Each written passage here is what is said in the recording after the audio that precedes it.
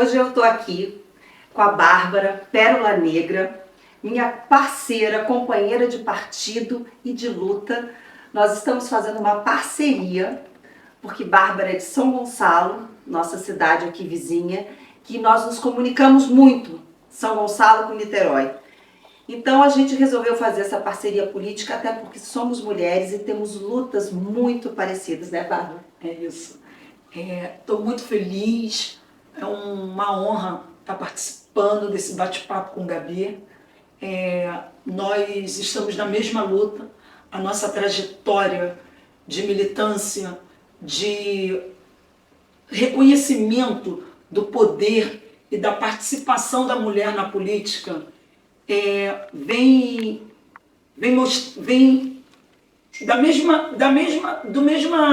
do mesmo sentido.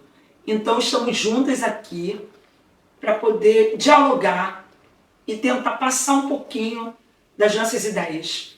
E das nossas dificuldades dentro da política, que eu acho que é importante a gente falar de uma coisa que assim, a gente não tem representação no legislativo. Isso não é uma característica aqui de Niterói nem de São Gonçalo, mas é uma característica do Brasil e acredito que do mundo, porque a gente vive sim esse patriarcado que está enraizado e nós mulheres precisamos nos unir para que isso mude um pouco esse cenário, né? A gente tem na Câmara de Niterói uma mulher de 21 cadeiras. Niterói é a cidade que mais tem mulher no estado, a quarta no Brasil que mais tem mulher, e a gente só tem uma representação feminina no legislativo da nossa cidade. E o que não é diferente lá em São Gonçalo, né? Verdade. Em São Gonçalo, Caiu, vou botar aqui.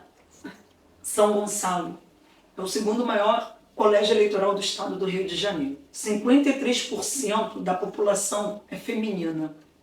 E nós temos uma mulher eleita em São Gonçalo, né? Então, isso é um índice alarmante, é preocupante. E nosso objetivo nesse pleito eleitoral é mudar esse cenário, é mudar a cara da nossa cidade. A gente luta pela plena participação feminina, entendeu? Na questão eleitoral. A mulher, ela pode ocupar o espaço que ela quiser, ela pode ser o que ela quiser. E a importância da mulher na política, ela vem sendo notada. Por quê? Porque a mulher faz a diferença. E nós, mulheres, estamos nos colocando à disposição de participar efetivamente desse processo. Até porque, Bárbara, estudos já mostram, né, que a gente tem uma relação muito mais íntima e mais preocupante com a educação, com o social, com a cultura. E também as mulheres têm muito menos propensão à corrupção. Já foram feitos vários estudos sobre isso, talvez seja por isso que a gente não ocupe tanto espaço. Mas é importante a gente apontar essa deficiência para nós mesmos. Porque se a nossa cidade, as nossas cidades, tanto a minha quanto a sua, nós temos mais mulheres do que homens, como é que a gente não vota em mulher? Eu fico pensando, a gente não acredita no nosso potencial, porque a gente sabe que a gente vive em rede.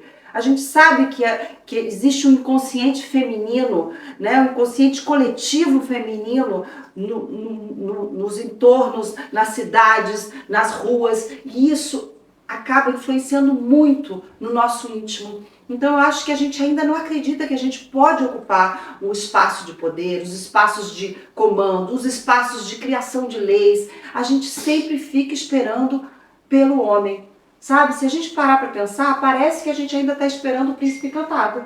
Aquele que vai nos salvar, aquele que vai criar leis por nós, aquele que vai pensar nos nossos filhos, aquele que vai criar leis sobre os nossos corpos. E isso é um absurdo no mundo contemporâneo que a gente vive, que hoje a gente tem mais mães de família do que pais de família, que a gente sabe que hoje as universidades têm mais mulheres do que homens.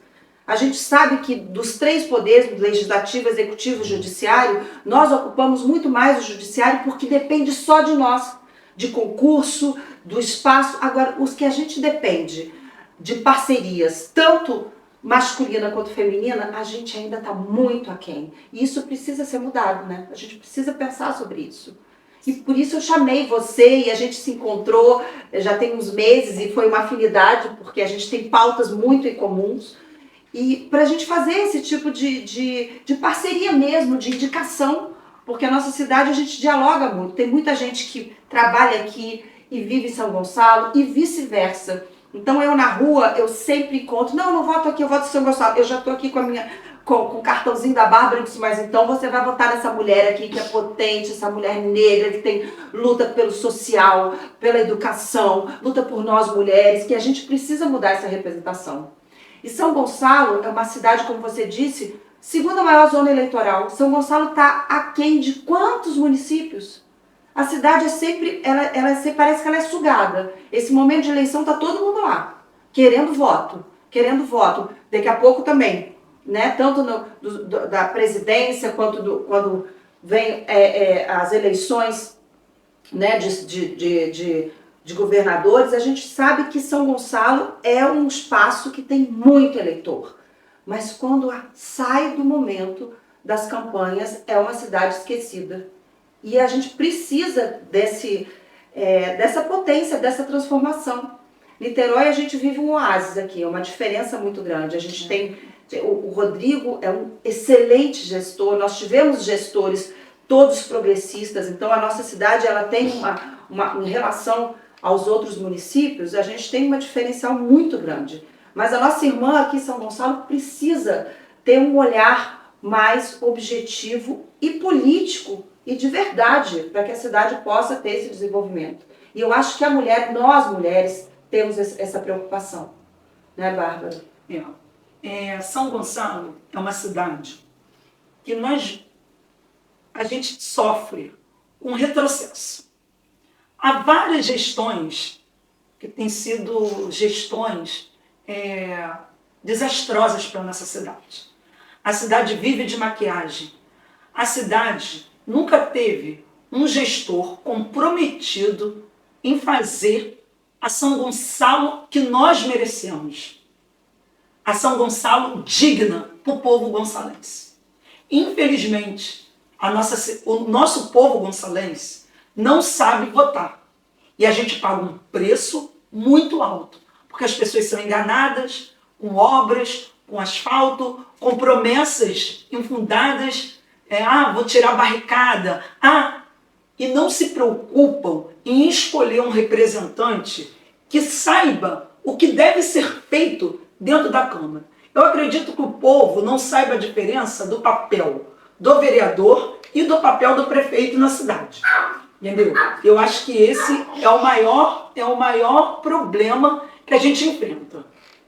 Qual a função do vereador? Qual a função do prefeito? A população mistura muito isso. Tá latindo, eu vou mostrar aqui a Charlotte que ela quer aparecer. A população mistura muito isso, entendeu? E a gente não consegue, e com isso a gente não consegue fazer um trabalho digno em prol da nossa população. A gente não consegue trabalhar, né?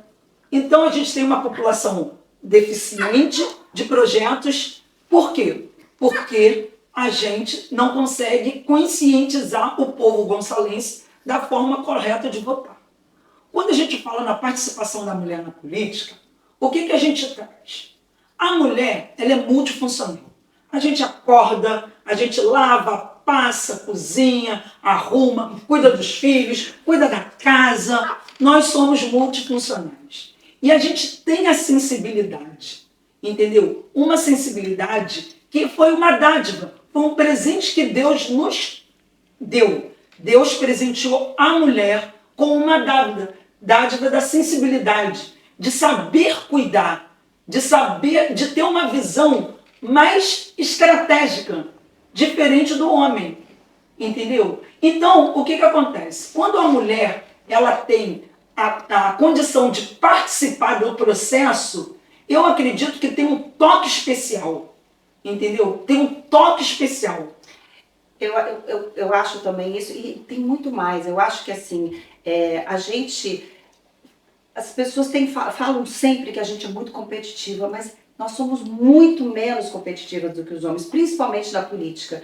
Eu observo isso assim nas ruas, a gente encontra parceiras de outros partidos, pode ser até da oposição, a gente se cumprimenta, porque a gente sabe da dificuldade que nós temos. Eu acho que assim, existe um lugar ali de quem vive, de quem está nesse espaço político, que a gente sabe das dificuldades, a gente sabe que a gente vive, nós mulheres, a gente vive uma violência diária, a gente vive um machismo diário. E dentro da política a gente vive um machismo estrutural muito mais exacerbado, né? Uma violência política de gênero, que é muito sutil, que às vezes a gente nem observa. Até o fato da gente, para fechar uma nominata masculina, a gente tem a cota de 30%.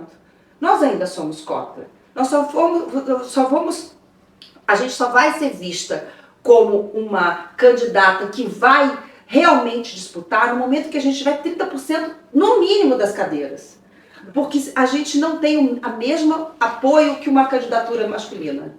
Né? A gente ainda está naquele espaço ali, por mais que os partidos tenham agora uma visão para o feminino, né? A população cobrando esse espaço do feminino nos lugares de poder, de gestão, ainda temos esse lugar enraizado. A gente observa nas plenárias, nas conversas, toda vez que um homem vai falar, não sei se você já observou, todo mundo fica quieto ali, tem uma bancada e tem 2, 3 mulheres, o resto todos de homens. Quando essa mulher vai falar, eles mesmos, ou eles pegam o telefone, ou eles comentam, aquela mulher fica falando para aquela plateia sem a atenção dos parceiros. São pequenos detalhes que a gente precisa observar. Né? Quando a mulher é convocada a vir como uma candidata a vereadora, às vezes vem sem querer vir como vereadora. Não, mas o partido está precisando de você. Mas realmente ela está querendo vir? Ela está querendo ir para a rua? Ela está querendo mostrar a cara? Ela está querendo lutar? Vão dar armas para essa mulher lutar, que nem estão dando para os homens? Então são pequenos detalhes que a gente precisa observar e começar a apontar para os nossos parceiros políticos, para os nossos companheiros de partido, porque é uma luta muito grande contra uma coisa que já está enraizada. E aí a gente vê essa dificuldade tanto nas parcerias dentro do próprio partido, quanto nas parcerias com os homens.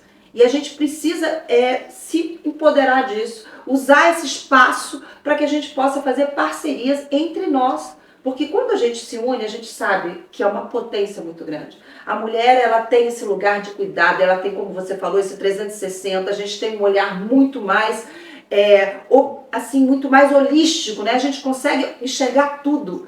E uma coisa que eu sempre falo que os homens, porque tem que ter fígado para a política. Eles têm fígado, nós temos inteligência emocional. Exatamente. Porque nós fomos caladas muito tempo.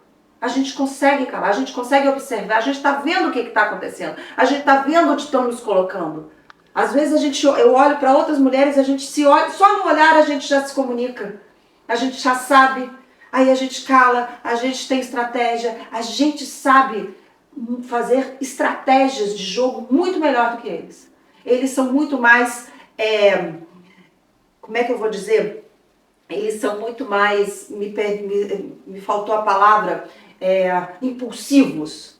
Nós talvez somos mais racionais. Somos mais racionais e emocionais junto. Então a gente para, a gente cala, talvez por tanto tempo de ser calada, a gente cala, depois a gente pensa, depois a gente age. E isso é uma estratégia que quando a gente conseguir um espaço mais igualitário, mais de igualdade ali dentro desses espaços de gestão, eu acho que a gente vai ter um diferencial, eu tenho certeza, muito grande no social, muito grande.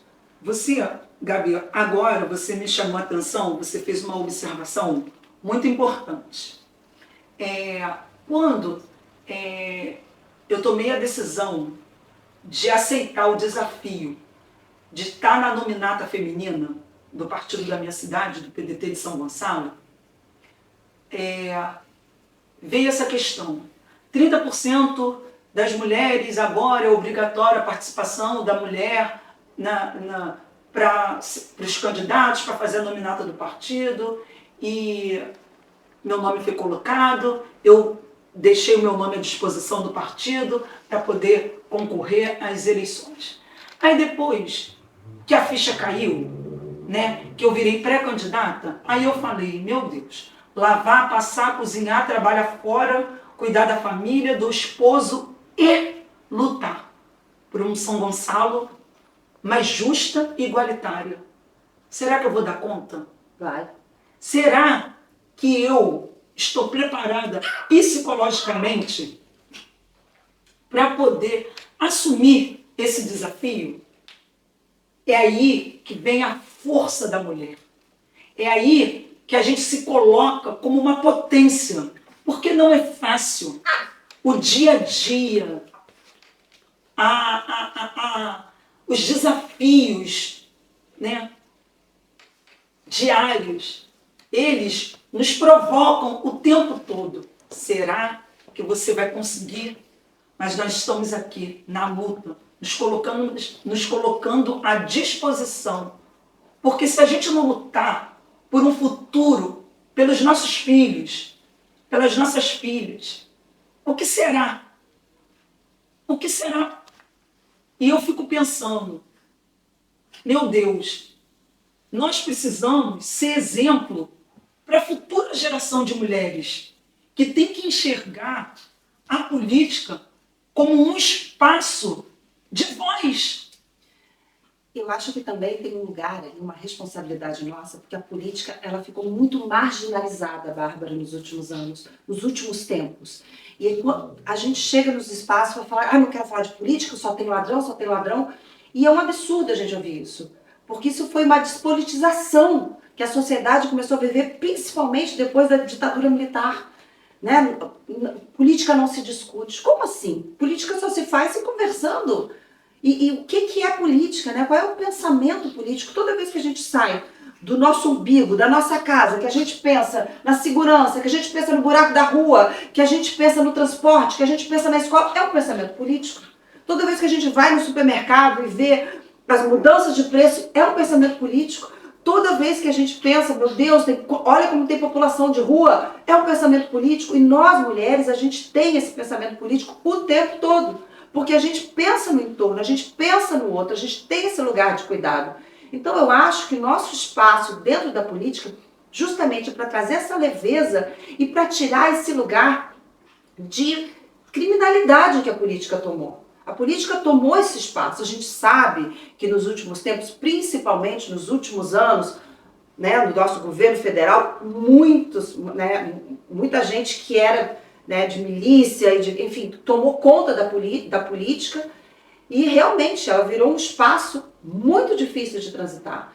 Mas eu acho que a gente tem essa responsabilidade de mostrar o que é a política. Porque a política a gente precisa fazer conversando, sim. Política a gente precisa discutir, a gente precisa politizar nossas crianças, a gente precisa mostrar a responsabilidade de um voto, a importância de uma campanha eleitoral municipal, que é da cidade onde a gente vive, onde a gente cria os nossos filhos, vamos criar os nossos netos, onde a gente precisa pegar o ônibus, trabalhar, enfim, é importante. A gente não pensa nessa eleição e as pessoas pensam no último tempo, em quem eu vou votar? Vota no primo, vota no amigo, vota naquele vereador de carreira, aquele cara que está ali ocupando há quantos anos? Você vai ver lá na sua Câmara quantos vereadores de carreira tem lá. Aqui eu tenho vários. Gente, a gente precisa renovar isso. Precisamos de renovação, urgentemente. Olha, Gabi, a minha trajetória política começou há 20 anos atrás. E começou aqui em Niterói. Eu trabalhando em Niterói, na gestão pública municipal de Niterói. E eu aprendi aqui com os melhores gestores, né, homens, né, que foram as pessoas, né, que mudaram a cidade de Niterói, na pessoa do nosso querido Rodrigo Neves. É muito importante falar, o Rodrigo tem uma gestão, o executivo tem muitas mulheres, nós temos encargos importantes. Então, assim, nós temos a nossa secretária de Fazenda, é uma mulher que normalmente é ocupada por um cargo masculino. Nós temos muitas secretárias mulheres, e isso é muito importante. Muito importante. Então, o Rodrigo Neves, ele é um excelente gestor. Ele é o melhor prefeito que Niterói já teve.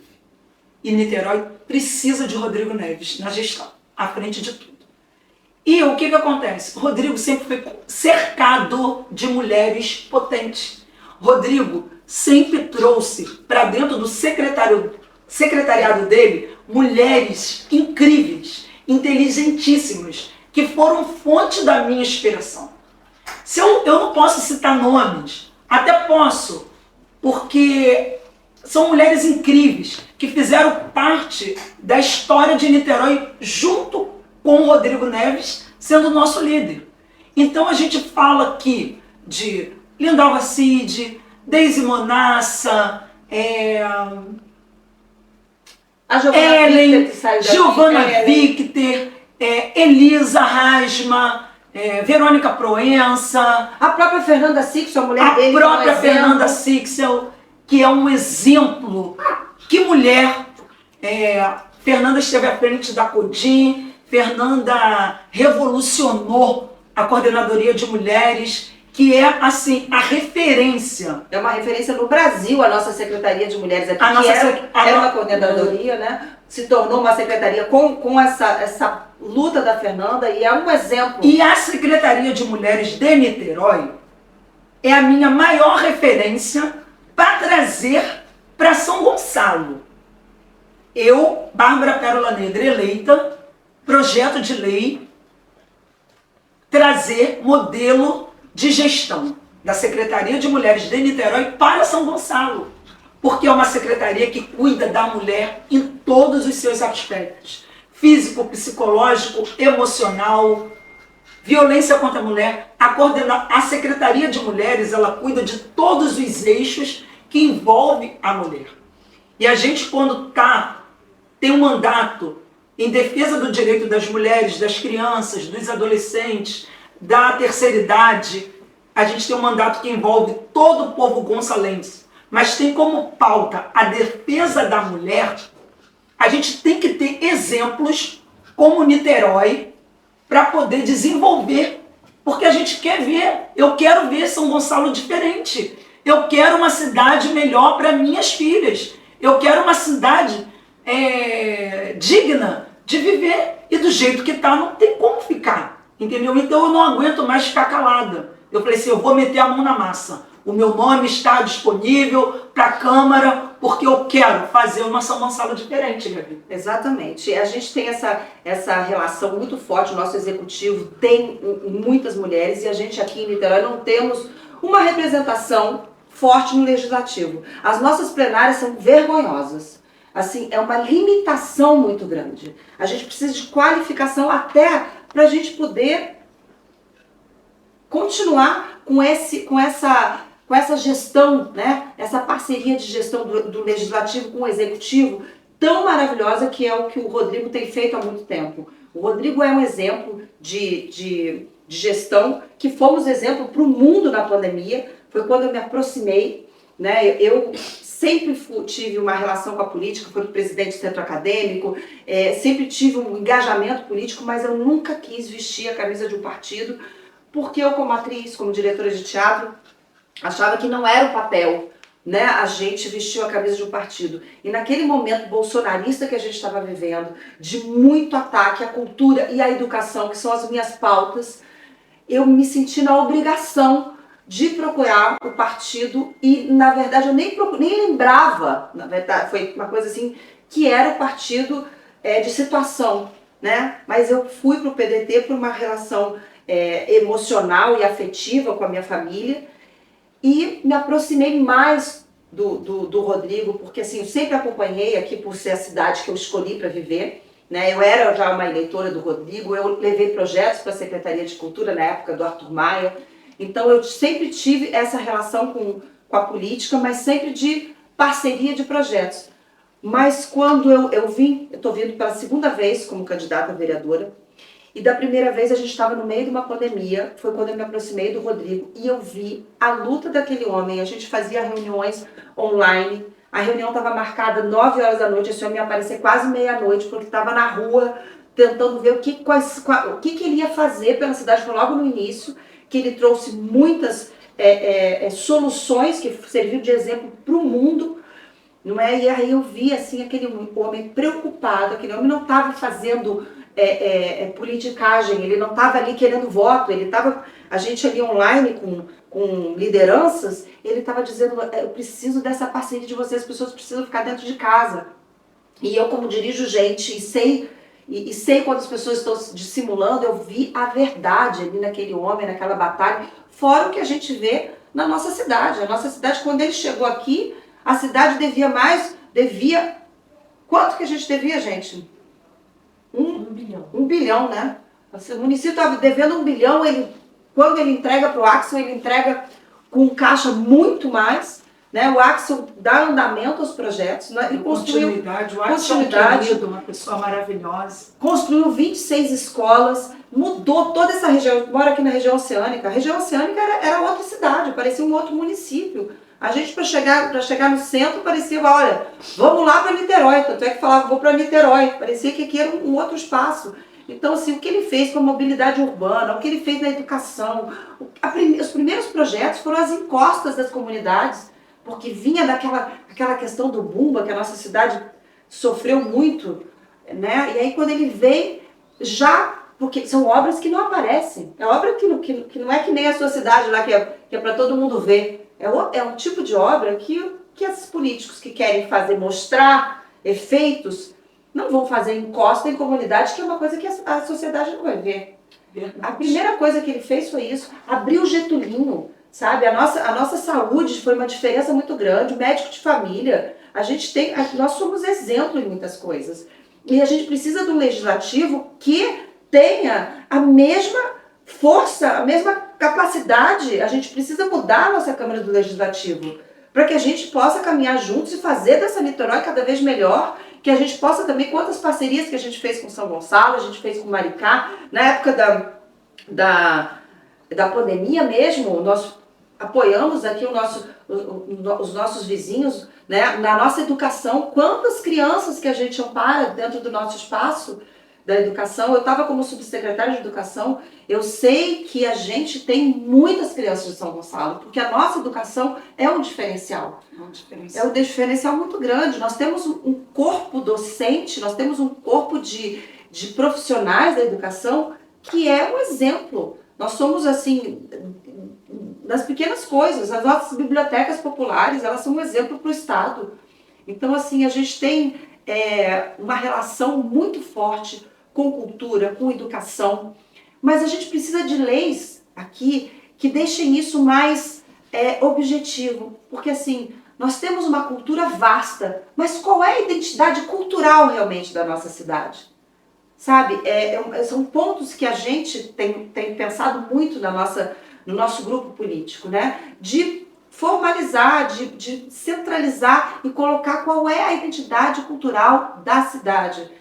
Nossa cidade faz muitos eventos, mas políticas de fomento, né? Pensarmos nessa classe com mais objetivo, ampliar essa relação de cultura com educação, pensarmos na memória da cidade. O nosso centro da cidade é um lugar onde tem a nossa memória. A gente precisa dar um olhar mais cultural para o nosso centro, né? Que ali é o centro de tudo, e a nossa cidade precisa ter essa relação. Então eu estou ali como a vereadora do centro da cidade, porque uma relação que me toca muito. Porque os centros das cidades é onde está a cultura, onde está a memória, aonde está da onde a cidade saiu. E os centros normalmente são sempre esquecidos, principalmente cidades grandes. Então a gente tem lutado muito pela relação com o centro. A gente tem falado muito da mulher nesses espaços, principalmente no legislativo. A gente tem falado muito dessa relação da cultura com a educação, desse olhar da cultura transversal, porque as pessoas pensam na cultura pelas manifestações culturais. A cultura, ela está na economia, a cultura está na educação, a cultura está na saúde. Uma cidade culta é uma cidade educada, uma cidade culta é uma cidade sadia, uma cidade culta é uma cidade que tem um potencial muito grande. E a gente tem esse potencial, mas precisamos de um olhar mais objetivo, de identidade cultural, a gente precisa de escolas em tempo integral, um tempo que seja que a mãe possa realmente trabalhar fora. A gente precisa pensar nesse espaço como um espaço de acolhimento. Quando teve aquela junção do estado da Guanabara e a nossa cidade passou por um caos econômico e ela estava fadada a virar cidade dormitório, é o que infelizmente São Gonçalo tem muito isso, né? As pessoas moram lá e trabalham fora. A nossa cidade tinha, assim, as pessoas estavam com medo que isso acontecesse. O que foi que não deixou a nossa cidade virar uma cidade dormitório? Foi a cultura e a educação, que é uma coisa que a gente já vem de governos progressistas, e a cultura e a educação da nossa cidade fez com que Niterói fosse uma referência e é uma potência. E é nesse lugar que a gente precisa ter um olhar, né? Porque a cultura, ela é assim, eu sempre digo que a cultura, ela não é, ela é bombardeada pela direita e ela não tem, a esquerda ainda não entendeu o potencial que é a cultura. Porque não se entende, a gente precisa passar, o povo todo precisa passar por um letramento cultural. O que é a cultura? Nós somos seres culturais. As suas cores, o que você pensa, o que você come. Nós não somos seres naturais. Nem os nossos animais domésticos que convivem com a gente não são naturais. Nós somos cultura. Né? E a cultura é o que consegue. A cultura, ela é viva. A gente não precisa levar a cultura, por exemplo, para São Gonçalo. A cultura está lá. A gente sabe que tem grandes referências de músicos de São Gonçalo. A gente sabe que tem grupos de teatro de São Gonçalo que são ótimos. Aqui também a gente não precisa levar a cultura para a comunidade, para a periferia. A cultura está em todos os lugares e ela é viva. E ela está o tempo todo em movimento. Então é nesse lugar da cultura que a gente precisa potencializar. Porque quanto mais cultura, mais livre o povo é. Verdade. Pegando a deixa desse eixo que você colocou, cultura. Quando eu penso em cultura em São Gonçalo, me dá vontade de chorar. É uma tristeza. Por quê? Uma cidade com mais de 1 milhão de habitantes. E o que São Gonçalo oferece para a população em questão de cultura? Porque quando tem um show bacana, a gente vem para Niterói. Se você quer ir para um cinema, teatro, a grande maioria frequenta Niterói, né? A gente anda no shopping em São Gonçalo, o shopping vazio, os restaurantes vazios, entendeu?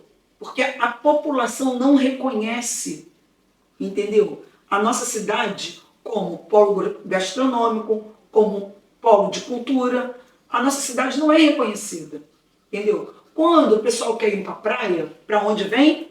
Para Niterói, entendeu? Então, o gonçalense, ele quer viver a estrutura niteroense, entendeu? Porque aqui em Niterói tem tudo, entendeu? Então, até a Praia das Pedrinhas, que é um polo gastronômico da nossa cidade, é mal explorada. Por quê? Porque sempre o gonçalense vem para Niterói para explorar mais as coisas em Niterói do que em São Gonçalo. Eu acho que a cultura em Niterói é algo que tem que ser trabalhado de uma forma muito. Tem que ter uma modificação radical. Porque a gente tem aquele teatro enorme, a gente tem ali do lado da prefeitura. São Gonçalo é palco de talentos. A gente tem atores gonçalenses que saíram das nossas raízes, né? A gente tem alguns que não dizem que são de São Gonçalo. Que não dizem que são de São Gonçalo. Eu acho absurdo. Que falam que é de Niterói. Por quê? Porque a gente tem um teatro lá. Tinha o Teatro Carequinha, né, em Neves. Agora a gente tem... Que era dentro de uma escola. Que era dentro de uma escola. Aí agora a gente tem um teatro municipal. O que o teatro municipal oferece para a população gonçalense? Eu vou logo num ponto. Dia da Consciência Negra, em novembro. O que São Gonçalo prepara para o Dia da Consciência Negra em São Gonçalo?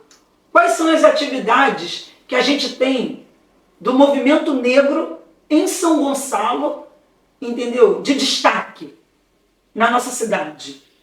Então, assim, são coisas que são importantes, entendeu?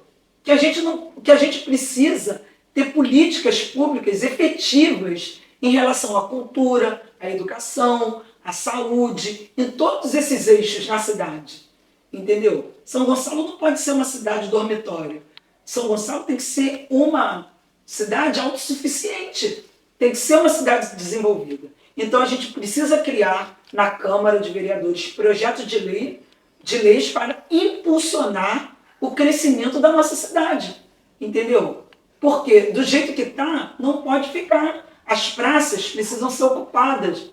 Entendeu? São Gonçalo tem um monte de praça. A gente precisa trazer projetos para a praça, gratuitos, para poder ter a participação da população, entendeu? Aulas de dança, entendeu? Trazer um movimento cultural para a cidade, para estimular a população, para a população ver que a gente tem na nossa cidade aquilo. Às vezes a população nem sabe o que tem, sabe? Porque a cidade é muito grande, entendeu? São 1 milhão. E não dá para a gente perceber o que a gente tem. São Gonçalo ainda está nesse lugar, né, de fazer esse movimento de reconhecimento do que tem. Aqui nós temos um celeiro de artistas. Aqui nós temos, assim, eu nunca vi uma cidade que exporta músicos. Gente, você viaja para não sei aonde, você vai ver a banda, tem um músico, instrumentista daqui de Niterói. Eu não sei o que tem nessa água que a pessoa, né, as águas profundas de Niterói faz com que brotem grandes instrumentistas. Nós temos grandes escritoras, nós temos historiadoras aqui, a gente tem uma grande potência cultural, mas a cultura ainda não é vista com um olhar profissional. A gente precisa desenvolver, não é assim, nós temos políticas de fomento nós não temos políticas de fomento de desenvolvimento do setor. Nós temos entregas de shows, entregas de editais que não vão contemplar todo mundo, porque é normal, não tem como contemplar todo mundo, né? Os editais comumente são pequenas verbas que um artista profissional não vai conseguir fazer, porque querem, né, que esse edital contemple o máximo de pessoas possíveis. Então, assim, não tem como um grupo profissional de teatro fazer um teatro com uma verba tão pequena. Então, assim, é um incentivo para quem está começando. E outra coisa, o artista precisa ter um espaço que ele não precise ficar ali esperando pelo pai, porque isso é uma relação do patriarcado, não se desenvolve. Então, assim, isso eu não estou falando só de Niterói, é uma relação com o Brasil todo. A nossa cultura ainda fica aguardando. O artista, ele tem que ter plano A, plano B, plano C. O que é o profissional? O profissional é aquele que vive da profissão. Qual é o artista que vive da profissão? É muito difícil. Muito difícil. Então você fica ali solicitando, a prefeitura tem que fazer, a fundação tem que fazer. E aí me diga, eu preciso de fomento, eu preciso de edital. Gente, não, você precisa de plateia, você precisa de espaço de criação, você precisa formar plateia. Porque imagina, o artista é um profissional liberal. Imagina um médico chegando e dizendo, preciso de edital para eu poder trabalhar. Não, ele precisa do espaço. Então a gente precisa criar esse espaço, políticas de criação de espaço para que o artista seja visto como um trabalhador que gira a economia. A gente precisa fazer com que... Então, assim, vocês em São Gonçalo estão ainda naquele espaço de... Quem são os artistas da cidade? Vamos trazer, vamos formar o espaço. Aqui, a gente tem esse reconhecimento muito grande, mas eu vejo artistas ainda, parece que estão fazendo favor. Parece que eles estão fazendo favor. Tem projetos que dão o mesmo valor para todos os artistas. Isso não é profissionalizar. Porque a arte, cada um vai ter um preço, né? Cada quadro tem um valor. A gente precisa da democratização das artes. Porque a gente tem uma potência aqui de música, a gente tem grupos de teatro, mas onde é que estão as artes plásticas? Onde é que estão a fotografia? Onde é que está o cinema de Niterói? Né? A democratização das artes é muito importante para que todos tenham esse espaço. A gente tem um potencial muito grande que pode ser... A gente precisa pensar que a cultura ela faz girar a gastronomia, ela faz girar o turismo, ela faz girar a economia de forma muito mais rica, porque a gente pode criar a criação de feiras orgânicas, isso é cultura, as feiras familiares, a gente tem uma potência de coisas na nossa cidade que precisam ser olhadas com mais objetivo e não ficar ali pedindo, implorando para que possa ser vista e feita. E nós, mulheres, nesse papel, a gente consegue ter esse olhar, né? A gente tem uma coisa que aconteceu muito depois da pandemia, Bárbara, que não é uma realidade nossa, é uma realidade de vários países, que populações estão na rua, né? Famílias foram para a rua. Pessoas perderam o emprego e não conseguem voltar. Então é uma coisa que a gente vê críticas aí, a gente que está caminhando, porque o governo dá bolsa disso, bolsa daquilo, e estão alimentando a população de rua. Não, isso não é verdade, porque ninguém quer estar na rua. Porque eles querem, claro, o governo está dando dinheiro, então eles vão para a rua. Isso não existe, gente. A pessoa perdeu tudo, ela perde a dignidade. Ela não conseguiu gerir a sua vida. Então a gente precisa pensar em políticas de retomada da dignidade para essas pessoas. Então é uma realidade que tem em todas as cidades. Os nossos centros, se a gente for a São Paulo, a gente vê o que é o centro de São Paulo, de população de rua, de mães com crianças. De noite você vê, isso estão em todas as cidades, não é uma realidade de todos os lugares. É uma realidade muito triste que nós mulheres temos esse olhar, né? Que é uma coisa que eu tenho falado muito, que é da invisibilidade do cuidado, né? Que é uma pauta muito nossa, muito de nós mulheres, porque quem está no cuidado, todas as profissões que têm o cuidado, ela está mais ligada à mulher. Vamos começar pela educação. Quase toda a educação, o corpo da educação é feito por mulheres. Saúde, principalmente as enfermeiras, mulheres, as cuidadoras, mulheres, as domésticas, mulheres. É a invisibilidade do cuidado, são profissões que são invisibilizadas. Então a gente precisa ter um olhar muito objetivo, porque isso é uma pauta nossa, de nós mulheres. E principalmente a mulher negra, porque aí a gente vai ver, a mulher negra tem esse... Eu tenho falado muito quando a gente vai em reuniões falar sobre feminismos, né? Nós temos vários feminismos. As mulheres negras, elas estão nos dando aula de sororidade. Vocês são muito mais solidárias com vocês, com as pautas, porque sofreram mais. E eu vejo que vocês estão nos trazendo exemplos. Eu acho que eu vejo muito nas rodas de conversa, quando chegam militantes negras e a potência da mulher negra nesses espaços é muito mais de parceria do que as brancas. E isso é um reconhecimento que a gente precisa trazer. Claro, foram mulheres que só... É o que está abaixo. Porque vem o homem branco está lá em cima. Aí vem descendo até o preto. Depois do preto vem a branca. Aí vai descendo, quem está lá embaixo é a mulher negra. E isso você, Bárbara, tem uma representação muito forte. Que você precisa se empoderar quando você pensa, eu tenho que lavar a casa, fazer isso, lutar na rua. Você tem que lutar. Lutar pelas suas mulheres, pela sua cor.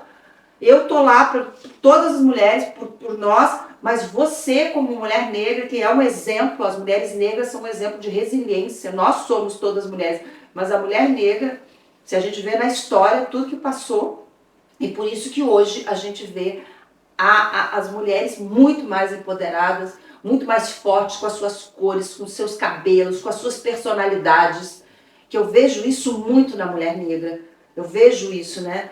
Eu não quero criticar nós as branquelas aqui, por favor, mas eu vejo que assim, a gente está ficando todo mundo com a mesma cara, com a mesma boca, com o mesmo cabelo, e aí você sai na rua, você vê aquelas mulheres com aqueles cabelos negros, com aquela cor toda. Assumindo a sua identidade visual, assumindo as suas raízes.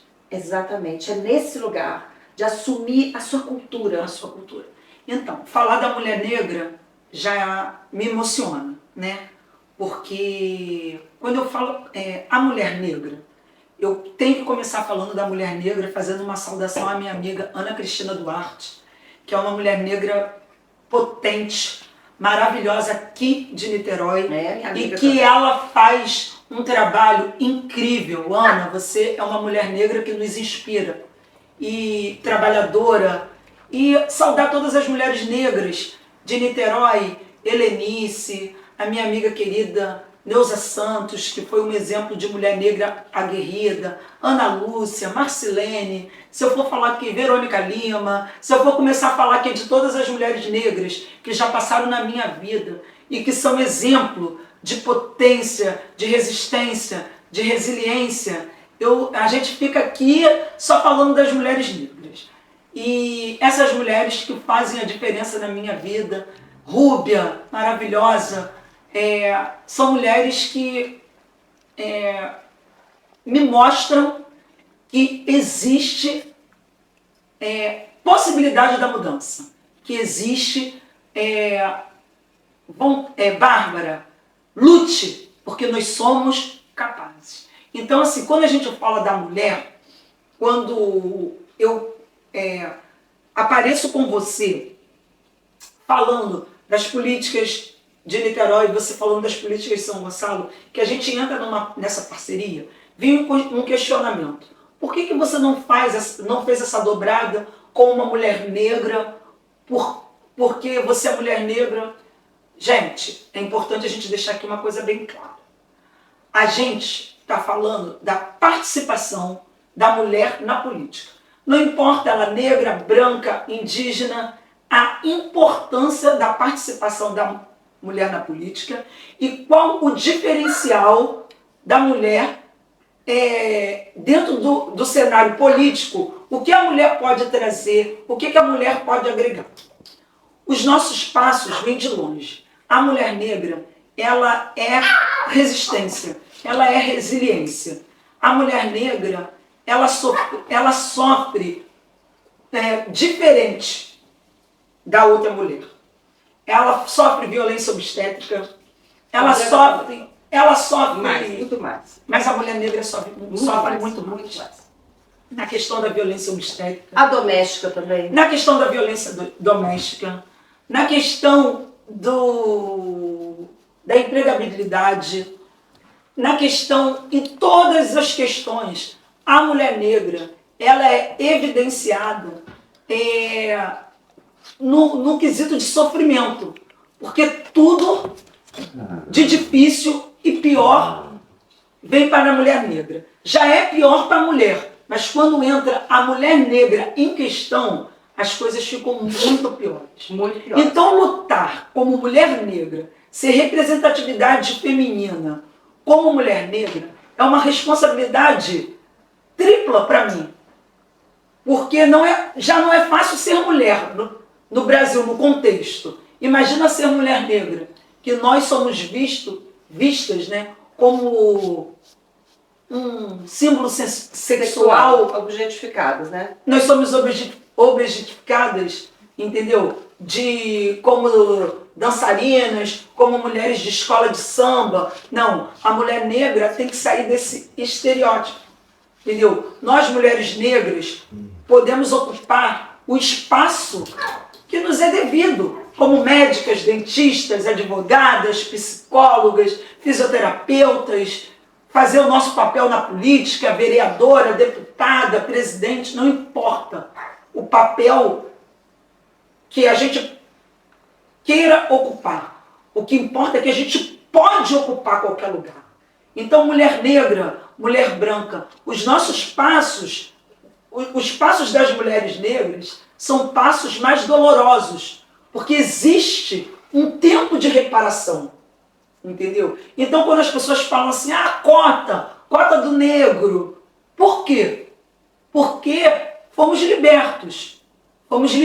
Ontem, se a gente parar para pensar, faz pouco tempo. Faz pouco tempo, mas quando fomos libertos, porque nós fomos um povo escravizado, fomos libertos, fomos jogados à sociedade e não tivemos casa, não tivemos habitação, não tivemos educação, não tivemos saúde digna. Nós só fomos libertos, soltos no mundo, entendeu?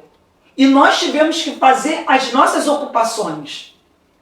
Que é aí que vem a desigualdade. Porque, diferente do branco, o negro, ele entrou na sociedade com uma desvantagem. Então, quando eu bato na questão das cotas, que muita gente... eu sou contra a cota. Mas Reparação histórica. Existe a reparação histórica. Existe o tempo de reparação porque nós fomos escravizados. Mas isso não impede de nós caminharmos juntos. Não. Porque nós somos mulheres. Nós somos independente mulheres. da cor da nossa pele. Eu sou mulher negra com muito orgulho. O espaço da mulher, ele tem que ser valorizado. Nós, mulheres negras, nossos espaços vêm de longe. Existe um tempo de reparação. E nós ocuparmos espaço como mulher negra é muito mais difícil. Então, eu reconheço as nossas dificuldades. Nós não somos objeto sexual. A mulher negra sempre foi símbolo sexual. E nós podemos ser muito mais do que isso. A gente pode ocupar espaços na política onde mostramos a nossa verdadeira potência, a nossa verdadeira capacidade. E uma coisa, como a mulher, ela incomoda. A mulher, aí vou falar aqui no meu espaço de mulher branca, né? Que a gente tem, cada uma tem o seu espaço ali como mulher de servir.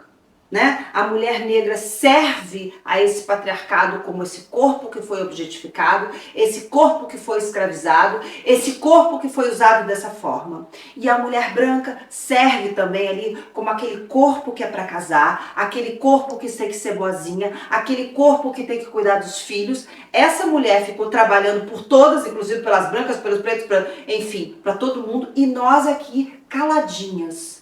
Porque você tem que ficar bonita, quietinha, para não falar, não perturbar. E é nesse lugar que a gente precisa falar. Quando uma mulher diz não, ela é louca. Quando a mulher diz eu não quero, ela é maluca. Então a gente tem 3 arquétipos que o patriarcado nos coloca. Ou ela é louca, ou ela é santa, ou ela é puta. E eu vou falar isso com todas as palavras mesmo, né? Toda mulher santa é a dona de casa, é a mãe, é a irmã, né? É a mulher depois que teve filho. A louca é aquela que diz não, eu não quero mais casar, não quero mais me separar, não quero ter filho. Essa é a louca, a que denuncia, a que vai na delegacia e fala que foi maltratada, aquela que foge com o filho para o filho não ser maltratado. A puta é aquela que faz o que quer com o seu corpo. A puta é aquela que diz eu não quero mais casar com você. A puta é aquela que simplesmente diz eu não vou mais me submeter ao que você está fazendo. Então, quando ela sai desses 3 arquétipos, desses 3 lugares, que é onde o patriarcado nos colocou, a gente incomoda. Toda mulher incomoda, a gente incomoda muito. Então, a gente tem um lugar de muita resistência e resiliência, todas as mulheres. E eu sei a responsabilidade que a gente tem de falar de racismo, porque o racismo é um problema nosso, dos brancos. Nós somos os racistas. Claro que os negros também reproduzem, mas nós, essa chaga está em nós e a gente precisa falar. E toda vez que uma mulher negra falar, eu tenho que ficar quieta, porque a dor é dela. Agora, com o momento que uma mulher negra, uma mulher indígena ou uma mulher trans não estiver ali, eu vou defender qualquer mulher, porque eu sei como é difícil ser mulher nessa sociedade. O preconceito, o maior preconceito que existe no mundo é o machismo, que ele ultrapassa todos os lugares, cor, raça, credo, ele está em todos os lugares, é o machismo. E por isso que a mulher branca tem que estar em parceria com a mulher negra, com a mulher indígena, nós precisamos nos unir, indiferente das nossas cores, dos nossos credos, do que a gente pensa, da nossa condição social. Estudos dizem que vão levar 100 anos, mais de 100 anos, para a gente ter a parceria que os homens têm. Eles se defendem em qualquer lugar, mesmo não se conhecendo. Nós, mulheres, precisamos sair desse lugar, tirar esse machismo que está em nós também. A gente precisa olhar para a outra com mais amorosidade, com mais afeto, porque o momento que nós nos unirmos, não vai ter para ninguém. É isso. Né, Bárbara? E eu fico muito feliz dessa parceria. E eu vou pedir voto para minha irmã preta, aqui de São Gonçalo, da minha cidade vizinha, onde eu tiver. Eu já mostrei para ela a minha bolsa. Aqui estão meus panfletos, meu cartãozinho, o cartãozinho dela. Porque aqui tem muita gente, eu voto em São Gonçalo, tô aqui, ó. vai votar nessa mulher preta, na Bárbara Pérola Negra, 12444, e eu peço voto para ela. Eu, Bárbara Pérola Negra, estou muito feliz de estar aqui com a minha amiga Gabriela, e eu peço voto em Niterói para Gabriela por uma cultura muito melhor. A gente precisa de Gabriela para ressignificar a cultura em Niterói. Eu peço que vocês votem em Gabriela 12077, 12077, porque nós, mulheres unidas, vamos vencer, vamos ocupar espaços e vamos fazer a diferença em São Gonçalo e em Niterói. Fiquei emocionada. Obrigada, irmão. Adorei. Beijo, gente. Vamos mudar essas câmeras de vereadores, vamos botar a mulherada, porque a gente é, ó, demais.